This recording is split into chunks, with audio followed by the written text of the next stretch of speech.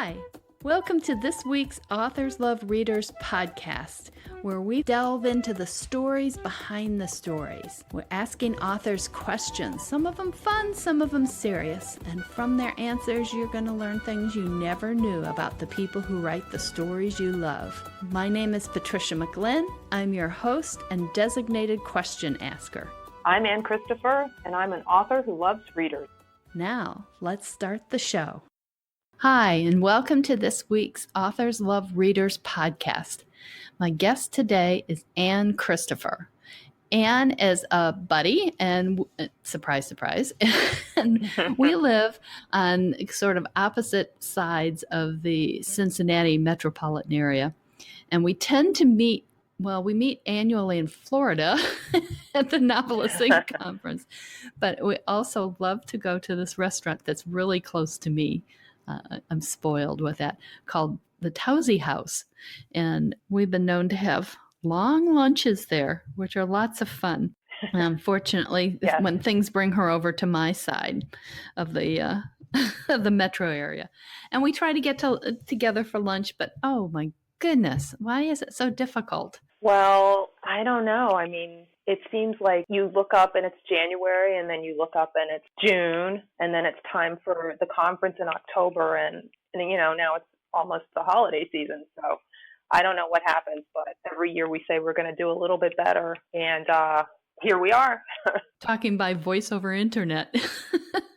That's right. So, Ann, tell us some about what kind of books you write. I write steamy and emotional contemporary romance. I've also written romantic suspense, which was a fun change because I got to kill quite a few people that way. And then I have also written a young adult novel. It's a horror novel. So I also got to get into monsters a little bit and kill some more people in that book. But generally, I write contemporary romance. The horror one in particularly interests me. Do you have any strong fears yourself? And did those fears then translate into that book? I like the idea of being stuck somewhere and bad things happening. So I guess it's the monster in the house setup. You're trapped, cannot escape. Your options are dwindling, bad things are happening, and I like to see what people can do to get themselves out of the situation. So anytime somebody writes a story about being snowbound, or there's a hurricane coming, or they're stuck at sea, I like reading those stories. So, and with Monstrum, I was just kind of dozing on my sofa one afternoon, the half asleep, half awake zone. And it just came to me, well, what if a bunch of teenagers were stuck in the Bermuda Triangle? And then that becomes, well, why can't they get out? What is there? Wonder why so many bad things have allegedly happened in the Bermuda Triangle. So it kind of gets to be fun to scare yourself a little bit and see how bad you can make it for your beloved characters. That was a fun departure from what I normally write. Do you have any stories especially from your pre-author days, when you liked the story, but then the ending just didn't work, so you at least mentally rewrote it?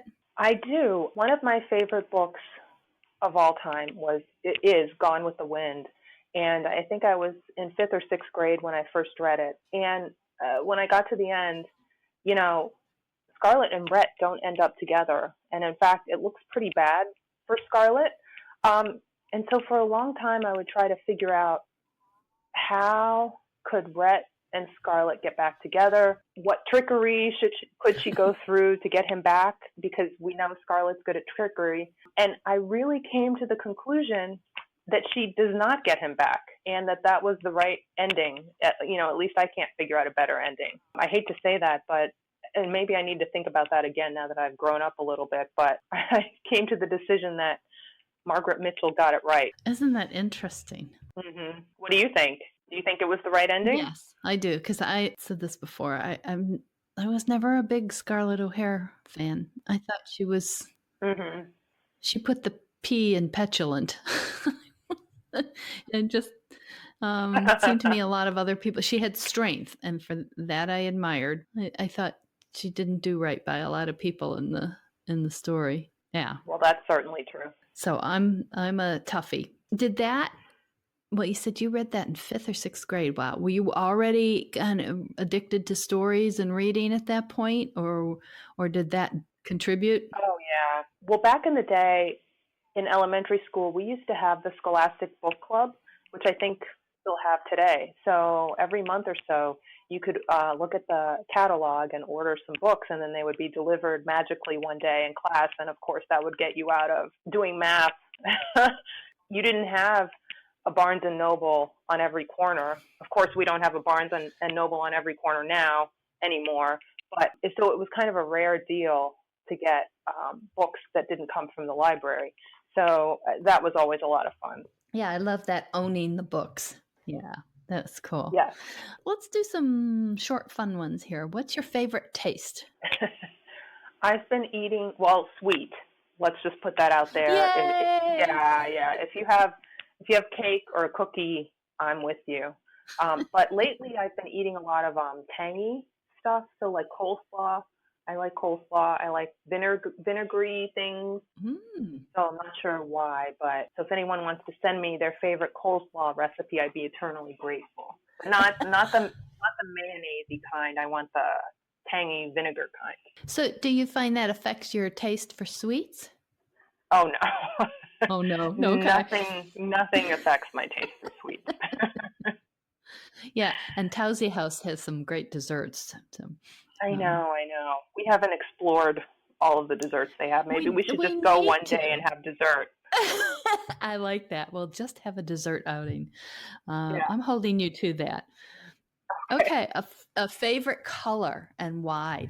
Does it have associations for you? Or I've always loved blue and purple. I don't know why. I think they're soothing and also energizing and just beautiful. So those are my two favorite colors. So if I'm going to get a sweater, or if I'm looking at paint swatches for a room, I'm gonna spend some time in the blue and purple, even if I ultimately go somewhere else. Blue and purple are going to be there. So where would you ultimately go? Like, are you a white and off-white person for walls? I have a lot of, I have pale colors. So kitchen is kind of a pale green. The dining room is sort of a pale green tan, just enough to set off the trim, the trim on the doors. Wow, this is a fascinating question. I feel like Barbara Walters would ask me a question like that. Well, I think of my house in Virginia that I think had every tone of off-white there possibly is in that house, but nothing else. It's kind of overwhelming. I mean, you think, oh, I need to touch up the trim on my doors. Let me just go over to Home Depot and grab some off-white paint. And then you get there and you're staring at the paint chips. Like, I know. To generate a panic attack. And then you bring it back, and I was doing that here with swatches and thinking, oh, these are really close. And then you put it up on the wall and go, oh my Lord, no. Yeah. You gotta be crazy. Oh dear. Okay. We did get off there. Do you have any things that, like, earlier in life you really worried about and it bothered you, and even to the point of fretting, but now you say, no big deal? Everything.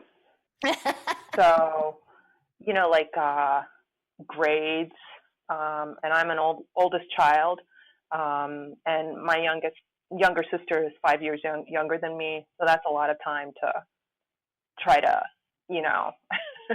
try to worry about everything in your life and get everything right. So I did a lot of worrying about everything. But I do remember, this is a pretty early memory, one spring I had, I think I had an allergic reaction to something that was outside, maybe flowers or pollen or something, or maybe I just had conjunctivitis. So anyway, my eyes were irritated, and I just was certain that I was going to go blind. So that gives you a pretty good taste of where my mind goes sometimes. That's a writer's mind. That's a writer's mind, The what if. Yeah. That's exactly right. How did you get over that in real life? Clearly you haven't. None of us have in fictional. Well, you reach a point where you start looking back and you think, you know what? I didn't go blind that time. Or, you know what? I never did flunk out of school. And you start to remember that generally things turned out okay. So it fully dawns on you that maybe you shouldn't have spent so much time worrying about stuff. That's great. So when you're in school, and a little older now, I guess, in high school, did you have a song when you were in high school, college, in that age that you just, that spoke to you? I thought about that. I think Man in the Mirror, Michael Jackson's song. I just love that song. I love the message. I just love the message of that song. So I'm going to go with that one. I'm going to say I'm going to pick a thoughtful choice. Good for you. Instead of saying, like Donna Summer's Last Dance or something like that. Which is a good one to dance to. True. Is there a saying that one of your parents used to say all the time, and especially if it made you roll your eyes when you were a kid, that now you find is coming out of your mouth? Whose junk is that? Whose stuff is that on the floor? Who left these dishes in the sink? And does it work any better on your kids than it did on you? No. I mean, because first of all, nobody knows anything. It's a complete mystery. And then it becomes, well, why, what's your problem? Why can't we all just get along? I'm like, because I'm the one who cleans the kitchen and leaves a perfectly clean kitchen and then comes back to a dirty kitchen. Like, does that seem fair? No. When I was a little kid, I had a book that had compilations of poems and stuff. And there was a poem called Mr. Nobody. Mr. Nobody did all the bad things. Mr. Nobody broke the dishes. Mr. Nobody got the bathroom clean. My kids are intimately familiar with that story. But since this is a serious interview, I did think about it, and my parents didn't really say this so much, but when I started writing, I came across a Winston Churchill saying, and I tried to figure out when he said it, and I couldn't nail that down, so it might be just an apocryphal story, but it's never, never, never quit. And supposedly he was talking about the blitz. But so when you're trying to become a writer, that's a good one to keep in mind. But also there's another one, a writing quote, which is, there are 3 rules to writing, only no one knows what they are. Yes. I love that one. Yeah. If only we knew the rules or the secret. If only that would someone be would tell us. To know too, right? Yes. Exactly. Okay, most of us writers have bad habit words, or at least one. I have previously confessed that mine include just and really, and I have to go through manuscripts and delete them. Do you have one or more? Or more. And it's funny you say that, because my poor beleaguered copy editor, she's so polite, and she'll say, "You've said this several times in the manuscript now. Perhaps you could reword."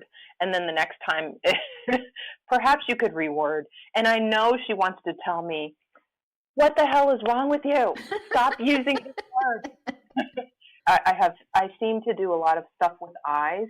So like his gaze or her gaze, or glittered, or their eyes glittered, or their eyes glared or glowered, or so it's like I really need to work on doing something else, some other body language thing besides worrying about people's gazes all the time. But it's so hard because the eyes do tell the reaction and the mood, even when the rest of the face doesn't. Yes, that's exactly right. In other words, I do it too. So I figured I wasn't the only one. Yeah. Okay, I have this peculiar desert island in my mind where you are allowed to bring 3 movies, and there are facilities in which you can play these 3 movies, but you can't bring any other movies than that. And it is a desert island, so there's not a whole lot to do here. So which 3 movies are you bringing? Well, can I have popcorn, though, with the movies? You what can. About popcorn? Okay, great question. Absolutely. Okay. I have 3, and I think these are very good movies. Rocky 2, because it's really inspiring to me, kind of gets your blood pumping. Jurassic Park, because again, there's the monster in the house story, right? They're stuck on the island. And then my daughter, I posed this question to her, and she right away came up with Pride and Prejudice with Keira Knightley, that version from, I think, 2005. We love that movie. So there's the romance. That's so interesting because the first two are both sort of get your blood pumping. But Pride and Prejudice, well, maybe in a different way, huh? With the romance getting your blood pumping. Really interesting. Okay. But I want to give honorable mention to The Godfather, which I actually think is the best movie of all time. I'm just not sure I would want to see it in an endless loop on a desert island. I think that's a very valid point, that there are some movies that you think are really good. I remember Ordinary People. I was so hit by that movie, and I thank you. Never want to watch it again. Never. Well, that was that one or Schindler's List. Yeah. Yep. I'm so glad I saw it, and I never ever want to see that again. Yep. So we'll shift here to my other really strange question. You're right-handed, correct? Yeah. On your right hand, your index finger or your ring finger longer? Okay, before I answer this question, what does this indicate in life? I have no idea. Oh. I honestly don't. Okay. I do. So you're not going to say. No. And I've said before, it seems to me I heard someplace that your left hand is supposed to be what you started with and your right hand is what you make of yourself in like palm reading. I have no idea if that is applicable to which of your fingers is longer. And I don't know if that has any significance. I just thought it was kind of an interesting question. So you're not going to say one or the other has 20 points higher on their IQ. Anne, are you saying you don't trust me? What kind of answer do you want here? The truth. All I want is the truth. Okay. My middle finger is longer on my right hand. Your middle finger, yeah. But of the other two, the index or the ring finger, which of those two is longer? Oh, my index finger, is barely longer. Interesting. Okay. I have no idea what the significance is. Maybe a listener will tell us. Yeah, now we have a mystery. Yeah, they'll tell us when it's too late for people to try to stack the deck and answer what they want the answer to be. So, okay, I want to ask you a question from one of the readers. I'm going to read it kind of the way she gave it to us. Okay. Where do your stories come from? I know one author who dreams her stories. Another has a character suddenly taking up residence in her head. So how are your beautiful stories born? I don't know. And once you start writing a story, the initial idea gets absorbed in the story, so it becomes harder and harder to remember where it came from for me. The one story, Monstrum, came to me when I was half asleep. I get a lot of plot points from water-related activities, so in the shower or washing dishes or, like brushing my teeth. But those are also places where you're doing things that are just mindless. Mm-hmm. So you do them every day. You just kind of check out from thinking. A lot of stories come from what if.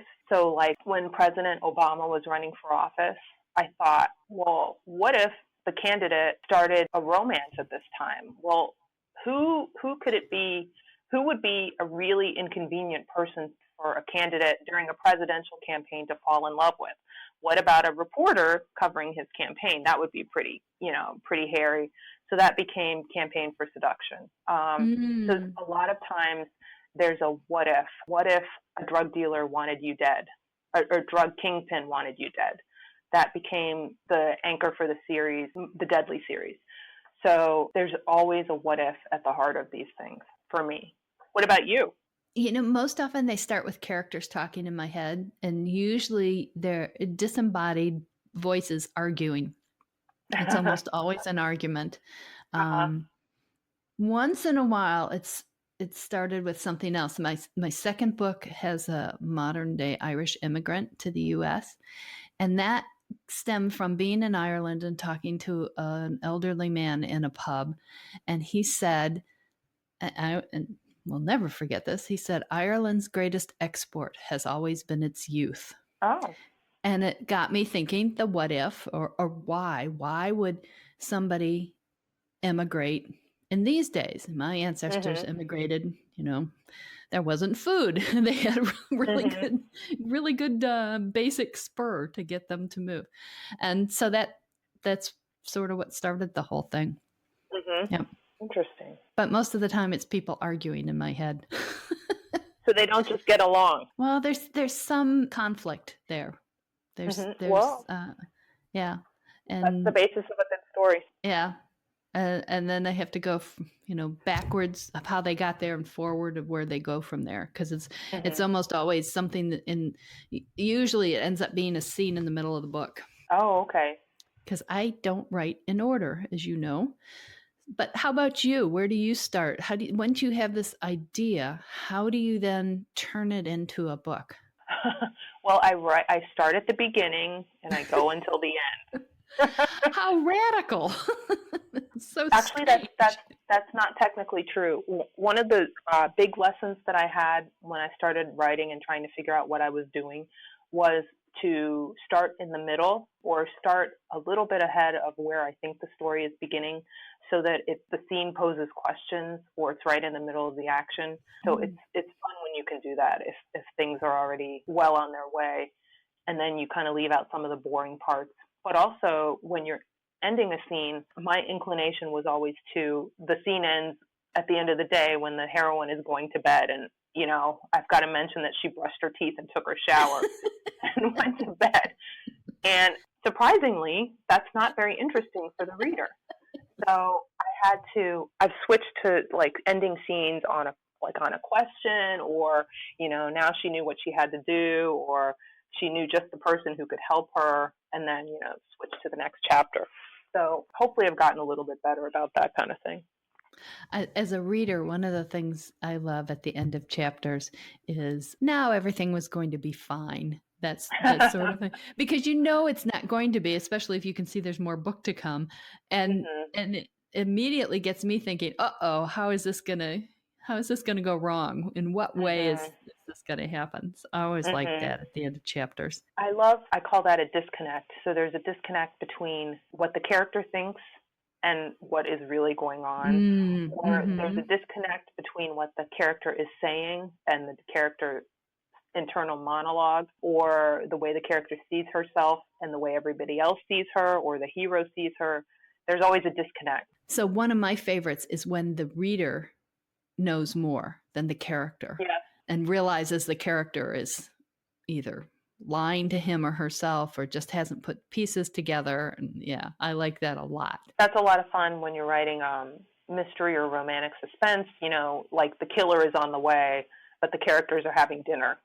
They don't know what's going on. When you finish a book, well, first of all, when you finish or when you start, do you celebrate the moments in the book? Not really. I seem to clean my desk in between projects, and my desk doesn't really get very messy, but I like to have it decluttered in between projects. But at the end of a project, I usually feel the need for a drink. So I like to go out to dinner, and I'm kind of a foodie, so we'll just go to dinner and get a drink or something. That's fun. I find it hard to believe that you clean to celebrate ending a book. I clean because the book isn't doing well, and I will do anything other than write at that point. No, I misunderstood the question. I thought you were saying, is there something you do like when the book is over? No, you did. You answered it correctly. I'm just finding. I'm just astonished that anybody. Cleaning is not the celebration. No. Okay. When you finish a book, do you find that you miss those characters, that you're thinking about them? Are you projecting further into their future? And if you do find the characters stay on your mind, does that lead you to write additional books ever? In general, by the time I finish a book, at the end there's always a hard push to get it finished, and a lot of times there's a deadline.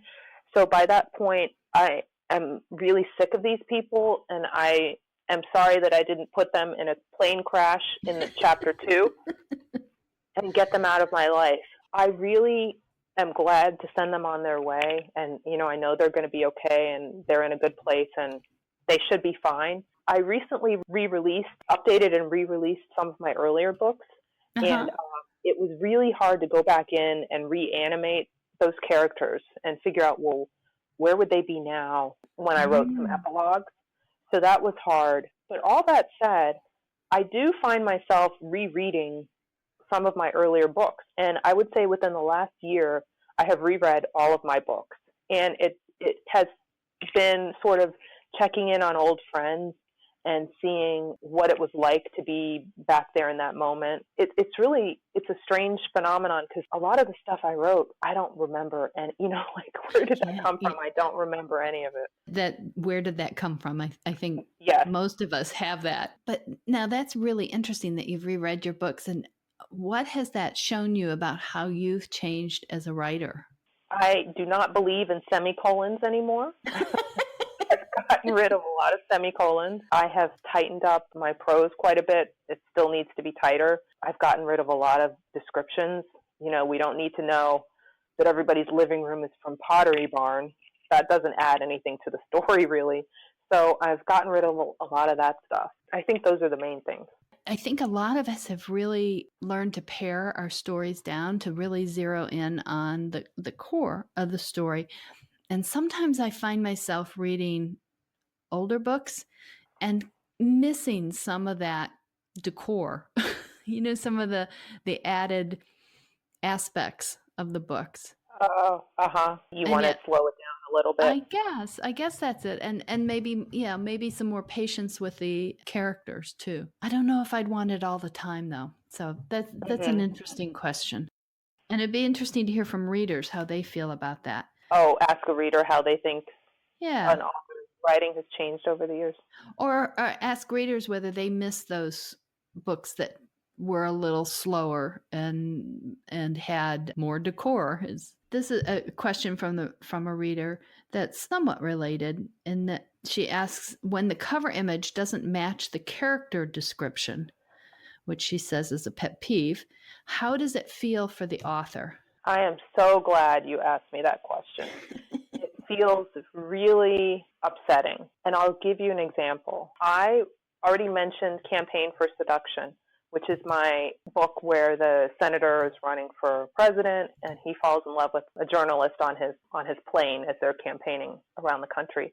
And so the cover came to me and I had no say in the cover. I mean, you fill out a form with your publisher and you tell them things like who the characters are and what the settings are, and then you kind of cross your fingers and pray. And so this cover came back to me, and it was a man and a woman.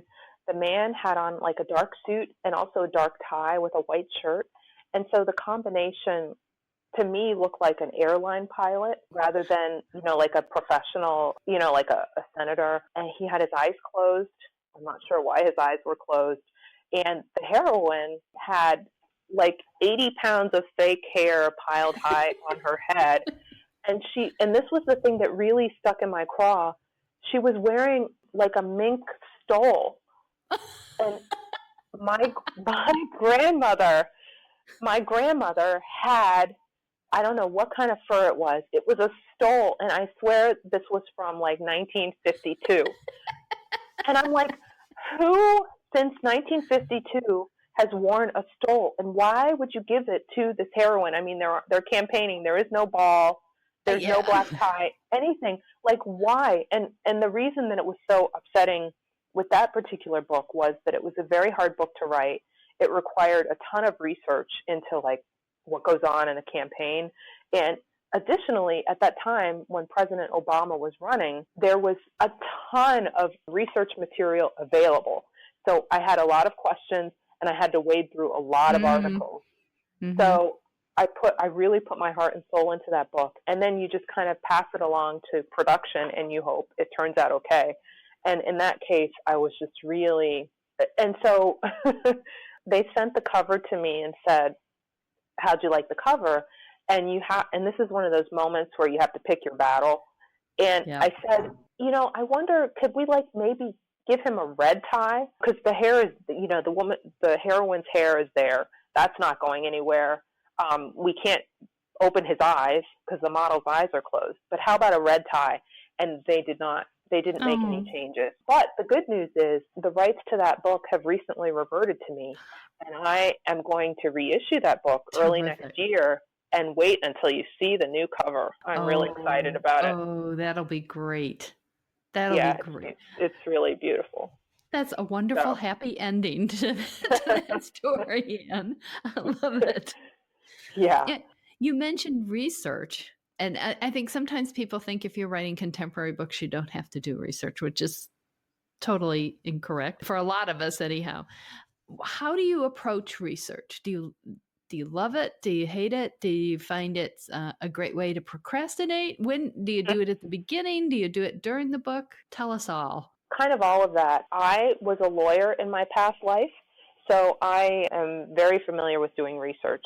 And when I did campaign for Seduction, there were tons of online articles, and, just watching the news every night, I could see, if they show Senator at the time, Obama, on the plane, well, in that one image, I can see, well, this is what the plane looks like, and this is how many people seem to be on the plane. When I did my Deadlies series, this was the series, What Would You Do If a Drug Kingpin Wanted to Kill You? And the heroes were DEA agents. So this was a whole new ballgame because I had questions that I needed to pose to the DEA. They have public relations people. So you have to email the head, the public relations department, and deal with them. And they, you ask them the questions, and then they get the materials and send them to you. So they sent me a whole packet of information. And for that book, I also read, there was a book called Witsec, which was nonfiction, which was a very good book. So that was fun. I'm trying to think, I've written a couple of books about vineyards, where it's set in vineyards. So you just had to drink wine, right? I really wanted to turn that into, I had to visit Napa, but I didn't quite make it. But I like research. And then, of course, when you're writing during the day, it's so easy. You have a window open for the manuscript, and then you just look, minimize that window, and you go over to Google and figure out get a quick answer to a question. So I do that throughout as I'm writing. But I like research, but you have to be careful because the book cannot then become an encyclopedia about making wine in Napa Valley. And there's the temptation to dump all this information in that you just learned. And so you kind of have to do the research and then forget about the research and just hope that it organically comes into what you have written or what you're writing. You mentioned jumping over to Google a question while you're writing. Are you really disciplined about immediately coming back to your writing? Of course not. Let's be honest. I thought you were going to say, of course, and I was going to like you a little less. Of course not. I mean, no, because once you're there, you got to check your email. You got to see, what the news of the moment is. You've got to see if there's any celebrity gossip. So it just kind of snowballs sometimes, but generally I get back on track fairly quickly. Oh, well, you're still teetering on whether I like this or not.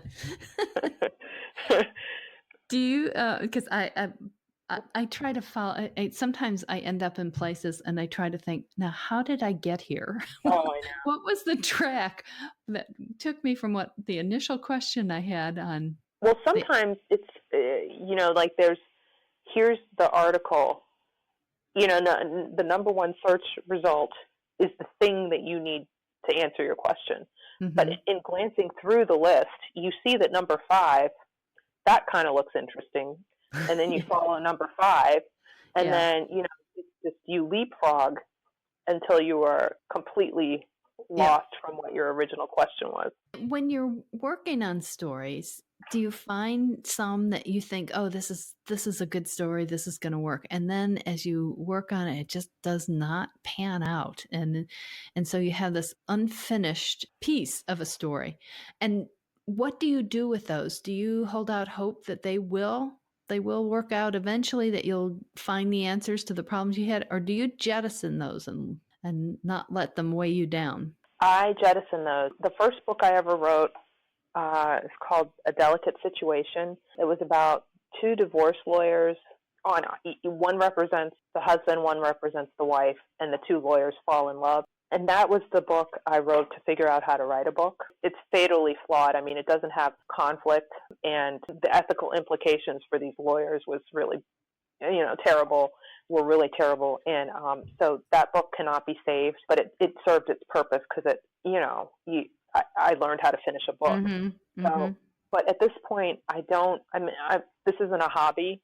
So I'm not, for me, I don't like exploring where the story is going to take me. I mean, I want to get to the end. I want to have a finished product so I can put it out there and make some money with it. So I don't really, I guess, give myself permission to mess around with stories and see where they go and then put them aside. Plus, I really like to finish things. I'm task-oriented, and it just bothers me too much to know that there's something out there that's not finished. So you said before at the end of the book, you're like, okay, get this thing done. And I totally empathize with that, especially when you have a deadline and you feel like, you've been doing your part and the characters have been dragging their feet. So come on, you guys. But what is your favorite part of the process? So when I finish a first draft, I like to put the book away for a week or more. And then it's even better if I can put the draft away, start something new, and then go back to the draft. Mm.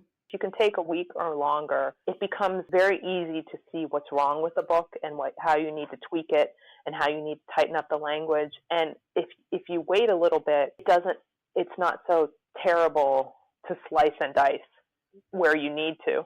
Because if you finish the book, for me, if I finish the book today and then I sit down to edit tomorrow, it's all too precious for me. Yeah, you're still too close. Yeah. I can't be objective about it. I like going back in and saying, well, that's not really, I said he walked, but really, he kind of ran, is walking the right word here. I like tinkering with the words.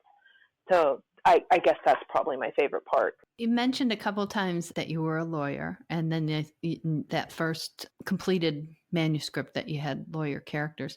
Would you go back to the law if you weren't writing? No, I did not enjoy it. I think if you're going to be good at something in life, that's your career, you have to really enjoy it. And maybe you'll be proficient in it, but you're never going to glow.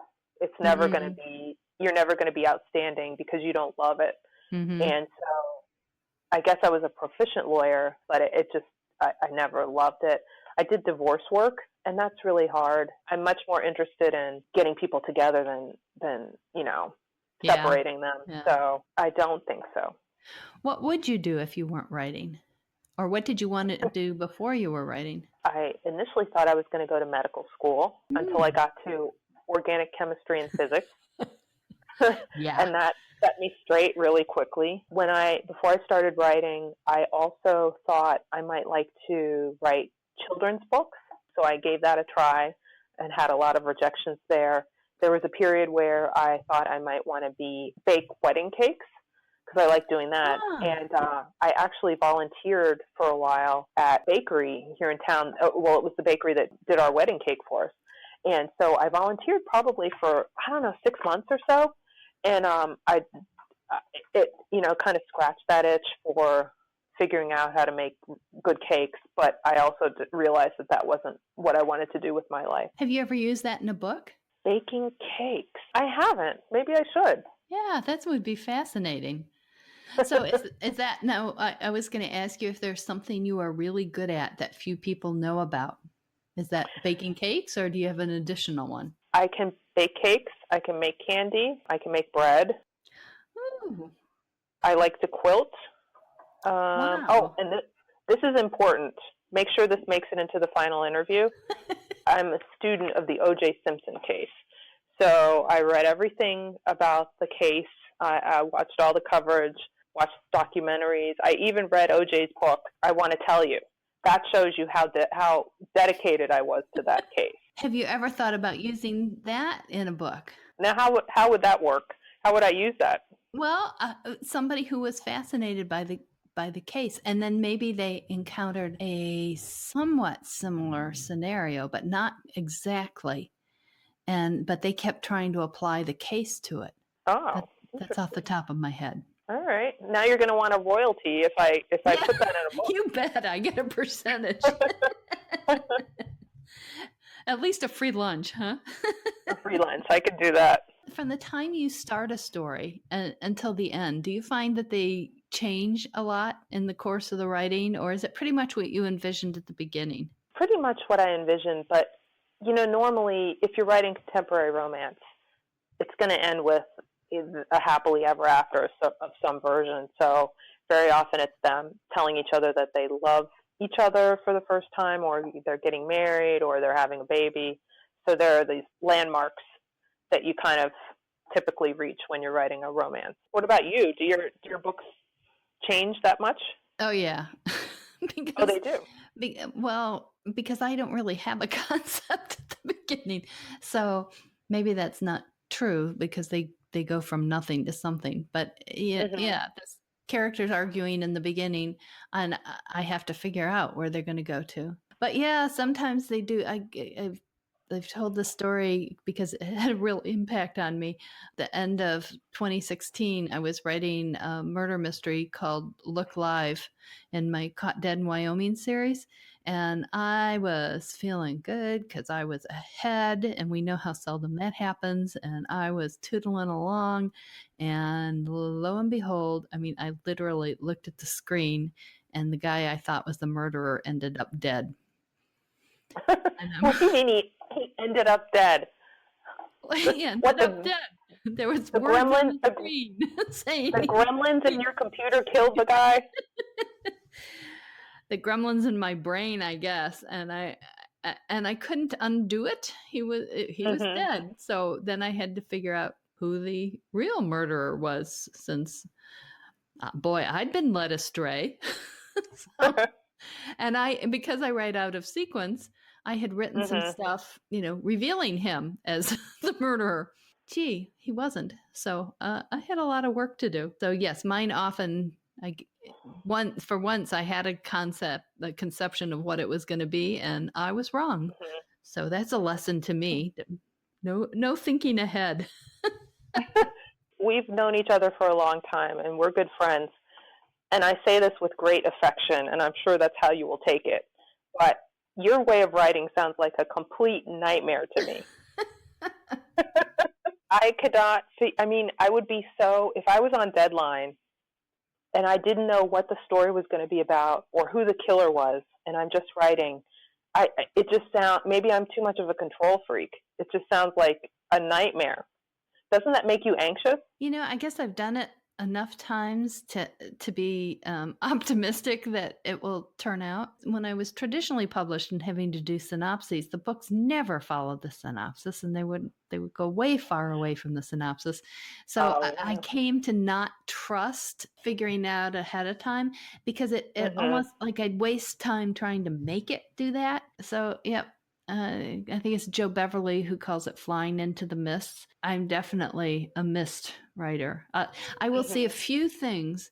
It's like I say, it's like looking across a field through fog, and once in a while, one piece will be really sharp and clear, and that it can be the smallest, weirdest thing, but that has got to be in the book. I know that. Everything else, I'm sort of pushing my way through the mist.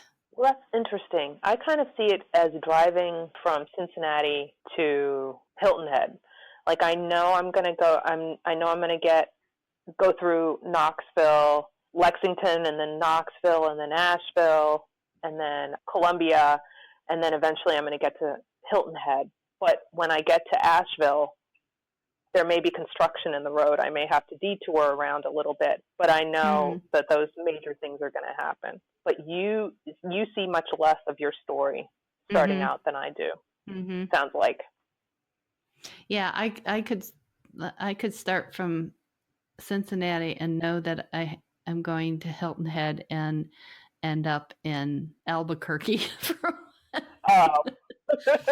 Yeah. See, no, I would never do that. But you gotta just kind of relax and go with it. So it's my feeling. Yeah. Well, it's just interesting to see how different people have different processes, and in the end, everybody turns out a book, so it all works.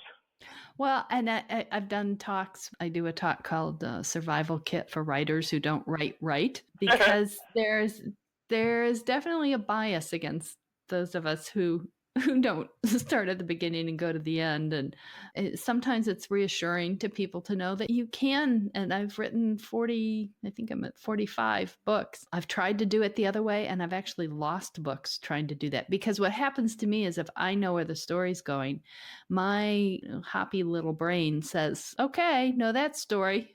Done with that one. Let's go do something else. Well, I've heard many authors say that. Yeah, it really does just depend. So let's get back and ask another reader question here. All right. One who asks, what is your favorite place to write? Why? Does it have an inspirational view? I either write at my desk, which is in the corner of my bedroom, and I have a window that looks out. There's woods, and it goes down a hill, so I can see, trees. Or I write at the corner of the dining room table with my laptop, same part of the house that looks out at trees. Sometimes I'll go through periods where I go to a cafe or something and write. For a long time, I would write at the cafe at our Barnes & Noble, but then it closed. Aww. So, yeah, I know, it's very sad. So, but usually just right around the house. And do you find you're distracted by the view, or does it soothe? No, it's soothing. I will look up and see different birds in the trees. Sometimes there's a woodpecker, and I call him a red-hatted woodpecker. I don't know what his official name is, but he's got a red patch right on top of, like a red toupee. So he'll show up. I'll just see different birds, but there's nothing exotic about it. So I guess that's good for concentrating on a book. See, I'd be trying to look up what kind of bird it was.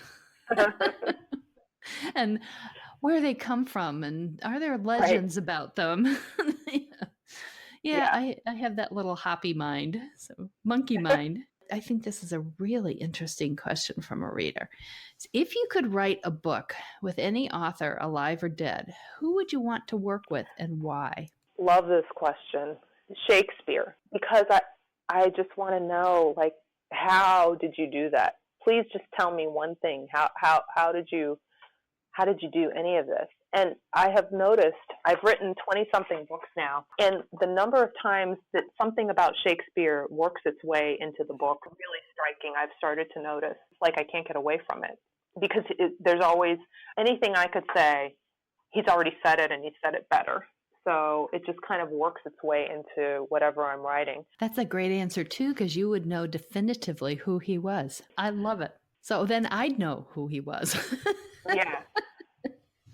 And did he really write it all? Well, even assuming one person and the person from Stratford-on-Avon wrote all the stories, he did borrow a lot from other stories, and as we all do, and reworked them and made them his own, but from other source material. Well, right, and I'm fine with that because I know there are no new stories really, but it's the way he said them and the language he used. That's what I want to know about. That's a fabulous answer. I love that. So what do you read for fun? I read a lot of nonfiction. It's gotten to the point where reading romance is like being at the office. It's hard to turn my brain off if I'm thinking, I would never write this well. I'm such a hack. I stink. Or, I write way better than this, which is not good either. So I read a lot of nonfiction. I'm trying to think what I have recently read.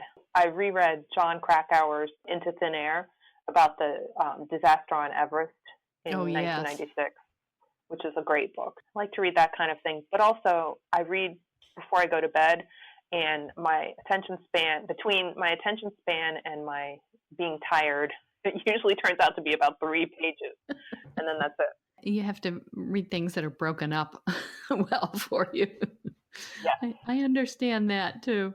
Now, for a reader who has not read any of your books, where would you say was a good entry point? If the reader likes romantic suspense, I would say they should read Deadly Pursuit. This is the vengeful drug kingpin going after the DEA agents who brought him down. And Deadly Pursuit is actually the first in the series, and it's free. If you like just contemporary romance with family, I would recommend my Journey's End series, small town series with 5 brothers in upstate New York on the Hudson River. And so the first story in that series is called A Journey's End. It's a novella, and it's also free. And that's a snowbound story. The hero and heroine are snowbound on New Year's Eve. And that's a quick, sexy read. That's a fun one too. Do you have any books that you find that even your loyal readers have overlooked? Just hasn't gotten as much attention. I tend to think of these little, kind of orphan books. One of my favorite books that I've reread a lot recently it's called Sinful Paradise, and it's the last book in it's called the Davies Family series, and I'm actually about to re-release it with a new cover. But it's a straightforward contemporary romance. There's not a whole lot of drama going on, but it's the hero. He just is ready for a relationship much sooner than the heroine is. She is just coming off of an affair with a married man. She feels guilty that she had an affair with a married man, and so when the right guy does come along, she's not quite ready. And so it's just, there's a lot of yearning in that story, and for some reason it just really tugs on my heartstrings. So, and I really like that hero, so recommend that one. Oh, and I hope people will look at it too. You've had some fabulous covers lately. You've had some just wonderful covers. So I'm looking forward to seeing that one. Thank you. I'm going to re-release actually 2 series next year, the Warner Family series and then the Davies Family series. And that'll probably be, I want to say, January, February, March, something like that. So those will be coming soon with new covers. That's great. And that's 2018 because we're recording this a little early. Yes. So letting folks know. When you do hear from readers, what sort of experiences have you had with interacting with readers? Oh, well, I love hearing from readers who, one of my all-time favorite was a reader who wrote to say, and I wish I could remember which book it was. She said, "You almost made me miss my flight." She said, I didn't hear when my flight called. And she said she was sitting there reading and was so engrossed that she just didn't hear the announcement. And I'm very sorry that she almost missed her flight. Yeah. But on the other hand, I'm very happy too. What a great compliment. That is wonderful. Yeah, it was a great compliment. So is there anything I should have or could have asked that I haven't, or that, well, I guess there are always things I could have asked, but something that you want to answer that I didn't ask? Oh, here's the question. What is the most difficult part about your artistic process?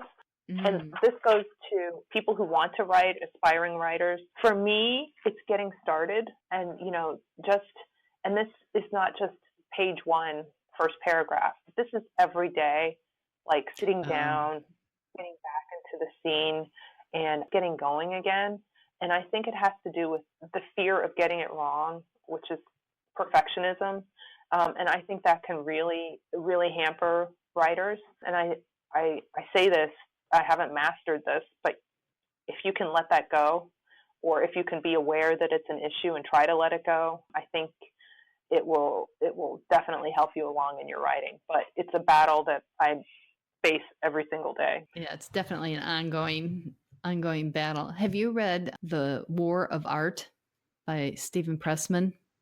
I've heard of it, but I haven't read it. Does he recommend it? I do. I've heard him do some other interviews where his views on romance writing did not coincide with mine. Isn't that tactful? But that book, I thought that is recognized some truth that a lot of us, that I know I face. And you know what? It has short little sections you could read right before you go to sleep. You would make it. Kind of book. Yes, it is. Absolutely. Where can readers find out more about you and your books? On my website, it's Ann Christopher, and there's no E in Ann. Christopher, like the boy's name, .com. I'm also on Facebook at Ann Christopher Author, and Twitter, but the best way is through my website. Terrific. And we will include those URLs in the show notes, as we do for each of our authors, because it's so much easier I'm projecting. For me, it's so much easier to follow a link and see it in writing than to try to catch it on the fly orally. I agree. Okay, here we come to my very favorite part. These are either or questions No multiple choice, Anne. Either Oh, or. okay. Okay. Cowboy boots or hiking boots? Hiking. Cake or ice cream? Cake. Day or night? Day. Dog or cat? No, I can't. Because I have two rescue dogs and two rescue. So that's very, very right down the middle. Yeah, you're not a sucker at all, are you? Says the owner of my third rescue dog. Okay, I'll let you go on that one. Toenail polish or bare toenails? Polish. Mountains or beach? Beach. Tea or coffee? Both. No, I gave you the dogs and cats, but you have to pick one. Tea. English breakfast tea. Ooh, tea that tastes like tea. Wow. Cruise or backpacking? There's far too much nature involved in backpacking, so I'm going to go with cruise. Sailboat or motorboat? Oh, sailboat. Leggings or sweats? Leggings. Gardening or house decorating? House decorating. Paint or wallpaper? Paint, and let me tell you why. When our house is about almost 100 years old, and when we got here, the former owner had painted over the wallpaper. Never do that, people. Never, never do that. And so I had to, and of course it was very busy wallpaper with flowers marching up and down, and I hated it. So, and it was old, so it would start to flake flake and peel. So getting rid of it involved a steamer and scraping inch by inch across the wall to get rid of this wallpaper. So I will paint tell you, all the way. Old wallpaper paste is part of the reason I started to write, because I had a house in Arlington, Virginia, where they had wallpaper and then painted, wallpaper over that, and then painted. Oh. Wallpaper, 4 layers in the minimum, and one room had 6. And the only way I could get this stuff off the plaster walls was to take a wide-bladed putty knife and chip it bit by bit. That's what I did. By bit. Yeah. But I didn't have 6 layers. My gosh. Well, the good thing is I figure I gained about an inch all the way around the house. But yes, I'm with you there. I'm with you there completely. Yeah. Okay, but we have a couple more. So I'm going to ask you mustard or ketchup? Mustard. Best china or paper plates? Paper plates all the way. Okay. Save the best for last, and this is the last one. Save the best for last or grab the best first? Well, as a dessert person, I'm going to say save the best for last. That's excellent. Thank you so much, Anne. It was great talking to you, and always is. We always have a good time. I really appreciate your being on the podcast. Well, thank you for having me. I feel really special. You are really special. And and I hope the readers will try out your books, and I hope the listeners will also come back next week and hear another author as we explore the stories behind the stories in Authors Love Readers. Have a great week.